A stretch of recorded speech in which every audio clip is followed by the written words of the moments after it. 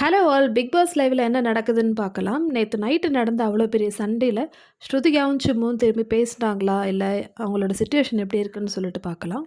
இன்னைக்கு வேக்கப் சாங்ல பார்த்தீங்கன்னா, ஸ்ருதிகாவோட ஃபேஸ் ரொம்பவே வந்து சேடா இருந்தது. ஸோ ஃபேஸ்லாம் வந்து வீங்கி போயிருந்தது. நேத்து ஃபுல்லா அழுதுட்டு இருந்தாங்க போல நைட்டு. ஸ்ருதிகாவும், சிம்மும் ஒரே பெட்ல தான் தூங்குவாங்க.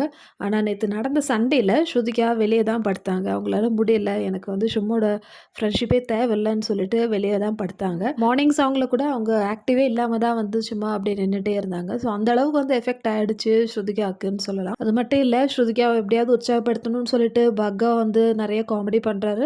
ஆனா, அதெல்லாம் வந்து பெருசாவே வந்து ஸ்ருதிகா கண்டுக்கல.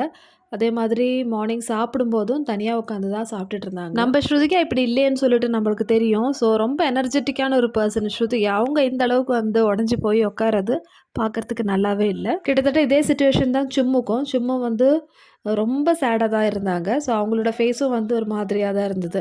ஸோ அந்த அளவுக்கு வந்து எஃபெக்ட் ஆயிருக்கு இந்த சண்டை 2 பேருக்கும். ஸ்ருதிகா திக்விஜய் கிட்ட பேசுறாங்க. இப்ப நான் அர்ஜுன் கிட்ட சண்டை போட்டா எப்படி இருக்கும்? எனக்கு அது மாரி தான் வந்து ஃபீல் ஆயிடுச்சு. சிம் கிட்ட நான் ரொம்ப நெருங்கி பழகுனேன். எனக்கு வந்து ரொம்ப பெஸ்டி ஆயிட்டா இந்த வீட்ல வந்து.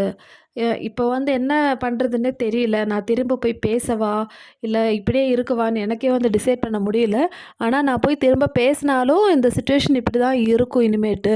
ஏதாவது ஒரு பிரச்சனைனா சண்டை தான் வரும். எனக்கு என்ன பண்ணுறதுன்னே தெரியல. நான் பேசாம வீட்டுக்கு போயிடலாமா அப்படின்னு சொல்லிட்டு திக்விஜய் கிட்டேயும், பகா கிட்டேயும் வந்து சொல்லிட்டு இருக்காங்க. இந்த சிச்சுவேஷன் சரியாகுமா? இல்லையா? இப்படியே இருக்குமான்னு சொல்லிட்டு எனக்கே தெரியலையே. நான் என்ன பண்ணுறதுன்னு சொல்லிட்டு குழம்பிட்டு இருக்காங்க. பகாவும் திக்விஜயும் ட்ரை பண்ணிட்டு இருக்காங்க. ஸ்ருதிகாவை கொஞ்சம் ஆக்டிவாக ஆக்கிறதுக்காக. ஆனா ஸ்ருதிகா வந்து ரொம்ப இன்ட்ரெஸ்ட்டே இல்லாத மாதிரி தான் இருக்கு. சிம்மோட சிச்சுவேஷன் பார்த்தீங்கன்னா, ஷில்பா வந்து ஒன்று ஒன்றா சொல்லிட்டே இருக்காங்க.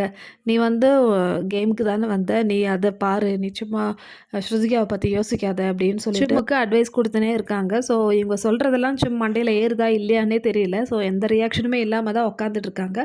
ஸோ சேம் ரியாக்ஷன் தான் வந்து ஸ்ருதிகாவுக்கும் இருக்குது.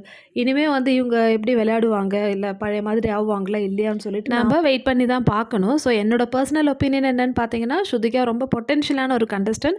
அவங்க வந்து இண்டிவிஜுவல் கேம் வந்து ஸ்டார்ட் பண்ணணும். அப்போ தான் வந்து பார்க்கறதுக்கும் நல்லாயிருக்கும். இதை பற்றி உங்களுடைய கமெண்ட்ஸ் என்னன்னு சொல்லிட்டு சொல்லுங்கள். இது என்னோட சேனல் பிடிச்சிருந்தா சேனல் லைக் பண்ணுங்கள், ஷேர் பண்ணுங்கள் அண்ட் சப்ஸ்கிரைப் பண்ணுங்கள். இதே மாதிரி பிக் பாஸோட அப்டேட்டோட அடுத்த வீடியோவில் பார்க்கலாம்.